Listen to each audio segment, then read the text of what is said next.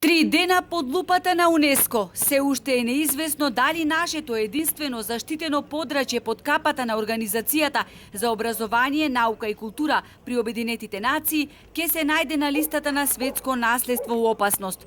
Откако вчера и покрај силните аргументи на советодавните тела на УНЕСКО дека регионот е под постојан притисок, расправата беше прекината по представувањето на амандманот од Босна и Херцеговина во кој се бара на Македонија и Албанија да им се остави уште 2 години време за спроведување на препораките, делегацијата на Норвешка истапи со јасен став дека не треба да им се даде дополнителен период.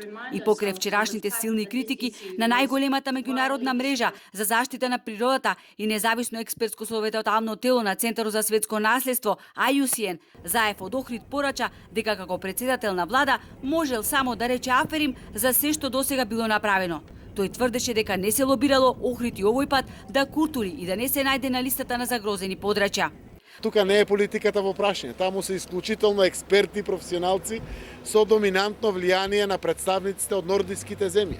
Норвешка го води, например, целиот овој проект и е најгласна, наша земја пријател, но не може премиерот Заев да се јави на премиерката на Норвешка. Благодарение на постигнатите резултати го свртев вниманието на сите експерти кои што дискутираат на сесијата на Комитетот за светско наследство, рече Заев, што се коси со изјавите што ги слушнавме вчера. Priority recommendations of Directive Monitoring Mission of April 2017.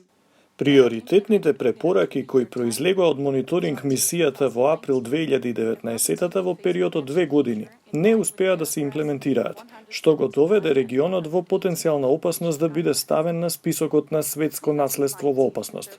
И покрај напорите, многу од препораките на комитетот кои датираат од 2017 не се имплементирани. Некои само делумно, а некои не се ни почнати. Градоначалникот на Охрид рече дека по завршувањето на летната сезона ќе продолжиле со рушење на дивоградбите. Тој одговори што ќе се случи ако Охрид сепак заврши на листата на загрозени подрачја. Доколку се случи да биде ставен регионот на листата во опасност, тоа ќе значи дека ќе ги дуплираме нашите напори, ќе ги интензивираме имплементацијата на препораките.